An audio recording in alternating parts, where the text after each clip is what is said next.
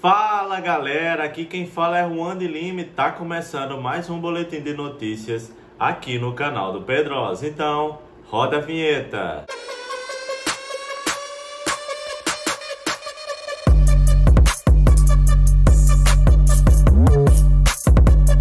Muito boa tarde, torcedor vascaíno, muito boa tarde, torcedora vascaína. Aqui quem fala é Juan de Lima e mais um boletim de notícias aqui no canal do Pedrosa. Agora estou de volta ao Rio de Janeiro, meus amigos. Já fui no jogo de São Januário ontem, estava lá no meio da torcida ali.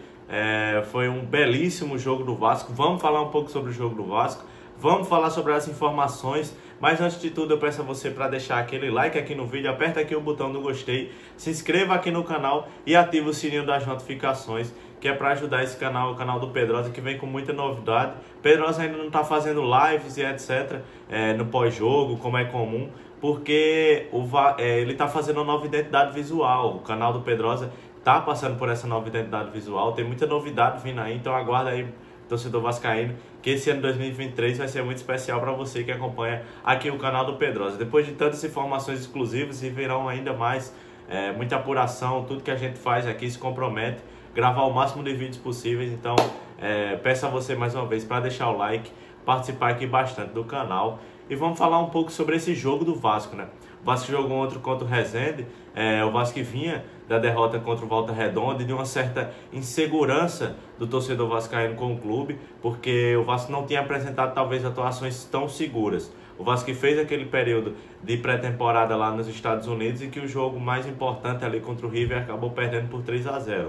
No jogo contra o Inter de Miami jogou bem, na verdade assim, foi uma atuação bem complexa, digamos assim. Não teve tantas definições porque o adversário era muito frágil, então faltou um pouco disso, assim, era um adversário muito frágil e o Vasco também deu alguns moles, acabou que defensivamente deixou algumas coisas a desejar. Logo depois o elenco principal voltou, né, para o Rio de Janeiro e jogou contra a Portuguesa, em que foi uma atuação ok, digamos assim. Foi uma vitória do Vasco, tem que ser validada e ressaltada a vitória do Vasco, porque é parte de um processo, mas ainda não tinha sido a atuação do clube. Então, aí veio o jogo contra o Volta Redonda, né? O Volta Redonda que jogou bem melhor do que o Vasco que perdeu muitas chances ofensivamente e deu muitas chances defensivamente. Então, isso é uma coisa que não pode acontecer. Já nesse jogo do Vasco, em São Januário, com um adversário também um pouco mais frágil do que o Volta Redonda, acho que o Volta Redonda é uma equipe mais forte, o Vasco acabou e conseguiu se sagrar vitorioso, e com uma vitória maiúscula, vitória de 5-0, São Januário daquele jeito, sempre com muitos torcedores, de fato não teve ingressos esgotados, mas no entanto teve ali um bom público, cerca de 16 mil torcedores presentes. Então isso é uma coisa que a gente tem que ressaltar sempre, porque eu acho que isso foi fator primordial, porque o Vasco desde o primeiro minuto estava muito bem. O Vasco mostrou ser uma equipe muito agressiva. E assim, uma equipe muito agressiva em conjunto. Não foi uma equipe agressiva do meio para frente, ou só do ataque, ou só de alguns jogadores. Não, foi um conjunto. Hoje, essa foi uma partida difícil de saber quem foi o melhor em campo, por exemplo. Porque foi uma partida em conjunto. Tiveram boas atuações. O Vasco começa a vencer o jogo com o Pedro Raul, que desencanta. Isso é muito importante para o jogador, principalmente para o centroavante, que vive de gols. Ter essa confiança em dia, ter esse apoio da torcida, a torcida que já tem música para ele, inclusive. Então ter esse apoio é muito importante, é muito fundamental para ele, que demonstra ser um dos pilares, né, dessa equipe. Equipe essa que, na minha opinião, tem como pilares, tem como os principais pilares hoje.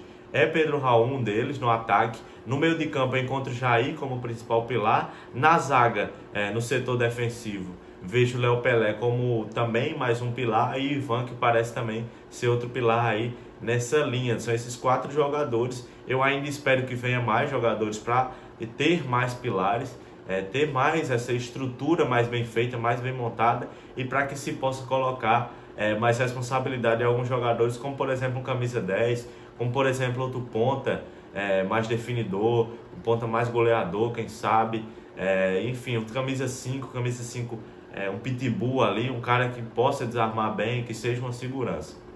O Vasco veio a campo, como eu já disse, com a sua escalação um pouco padrão. Qual foi a diferença do jogo contra o Volta Redonda?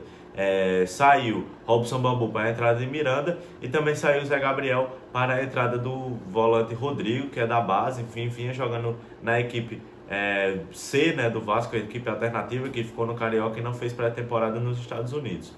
Foi uma boa partida dele, assim, foi uma partida ok, acabou saindo depois do segundo tempo para a entrada do Patrick de Luca.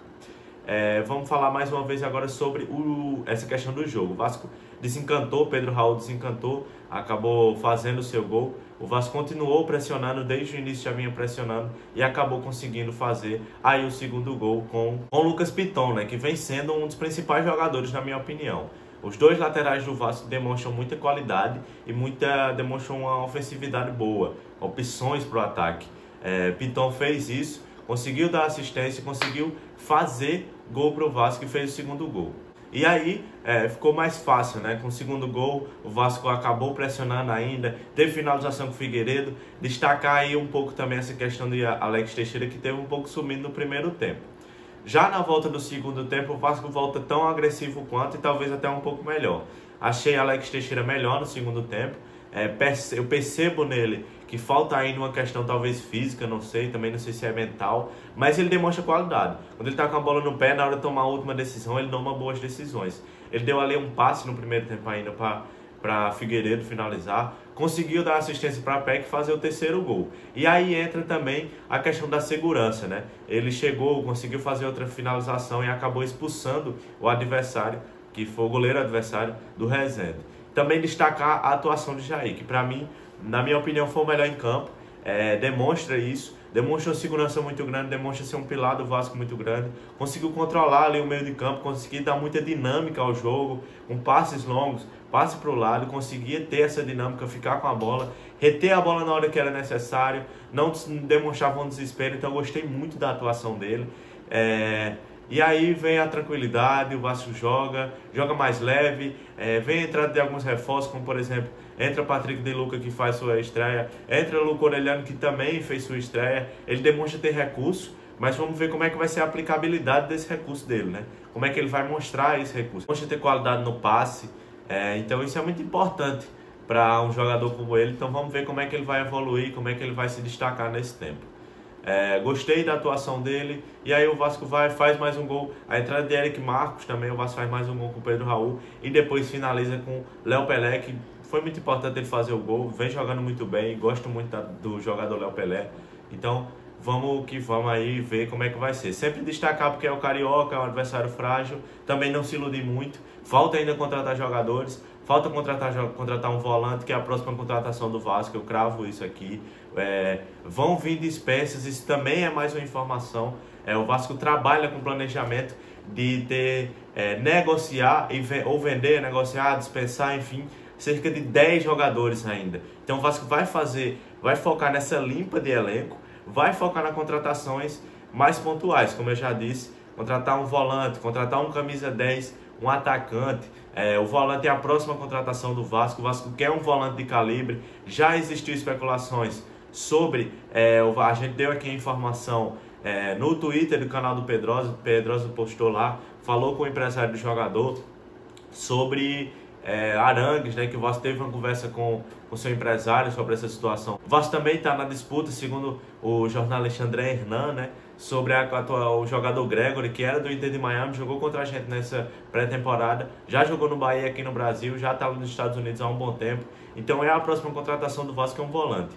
Também acho que tem que vir um camisa 10. Acho que não dá muito para essa questão de Alex Teixeira ele ser o principal jogador do meio de campo ali, o camisa 10. Acho que ainda tem que vir mais um ponta. Acho isso. Acho que tem que vir mais um cara mais definidor, um cara bom de finalização, enfim. Além disso, o Vasco já está fechado, né, com o Manuel Capasso, como já dito por mim. O Vasco está tudo acertado, verbalmente, enfim. Falta só alguns detalhes para ele vir viajar aqui no Brasil e fazer exames médicos e acertar contrato, mas já está tudo certo entre Vasco e Manuel Capasso. Inclusive ele veio falar comigo, conversei com o próprio Manuel Capasso, que mandou uma mensagem para a torcida do Vasco agradecendo o apoio, agradecendo o carinho que ele está recebendo da torcida do Vasco nas redes sociais. Além disso, vamos falar um pouco também sobre a situação de Vinícius Paiva, que recebeu aí uma proposta do Ludogorets da Bélgica e acabou que o empréstimo foi recusado por parte do Vasco. O Vasco conta com o jogador, Maurício Barbieri conta com o jogador Vinícius Paiva com a questão do ano, mas isso não quer dizer que ele não possa ser negociado. Ele pode ser negociado sim, mas talvez aí, quem sabe, numa oferta melhor, quem sabe aí numa questão de sem ser empréstimo, em definitivo, quem sabe Vinícius Paiva pode estar de saída aí do Vasco, mas por enquanto ele não vai sair porque o Vasco negou aí a proposta do Ludogorets da Bélgica. Além disso, o Al Nassr de Dubai está interessado no zagueiro Zé Vitor. Informação de Lucas Pedrosa também, postado em seu Twitter ontem. De 20 anos, ele renovou seu contrato recentemente e, além de ser considerado um garoto promissor, a idade pesa por uma possível negociação, pois ele pode ser naturalizado no país. Jogadores nascidos até 2002 podem ser naturalizados até o fim da janela árabe, que ocorre no dia 8 de fevereiro. Zé Vitor nasceu no dia 10 de junho de 2022 e tem contrato com o Vasco até dezembro de 2026. Então vamos ver como é que vai decorrer essa negociação entre Al Nassr de Dubai e Zé Vitor, zagueiro do Vasco, promessa de 20 anos. Bem, para encerrar o vídeo, vamos falar um pouco sobre a situação do Vasco no Campeonato Carioca, que está em 6º colocado com 8 pontos, atrás de Bangu, que está em 5º, Fluminense em 4º com 10 pontos, Botafogo também com 10 pontos e Volta Redonda em 2º, e o Flamengo é o 1º colocado. O Vasco tem um jogo a menos, né? Falta jogar o jogo no dia 16 de fevereiro contra o Botafogo no Maracanã, então quem sabe aí o Vasco não possa dar um salto aí. A próxima partida do Vasco é contra o Nova Iguaçu e depois joga contra o Fluminense no dia 12 de fevereiro no Maracanã. O jogo contra o Nova Iguaçu será em Brasília na próxima terça-feira, no dia 7 de fevereiro, às 21h10 da noite. Bem, é isso, torcedor. Muito obrigado por assistir o vídeo até aqui. Agradeço demais a sua audiência. Peço mais uma vez a você para deixar o like aqui no vídeo, se inscrever no canal se não for inscrito e ativar o sininho das notificações. A gente vai estar sempre atualizando você com o máximo de notícias possíveis. Segue a gente nas nossas redes sociais, está tudo aqui na descrição, Twitter e Instagram meu e de Lucas Pedrosa, beleza? Tamo junto, valeu e tchau!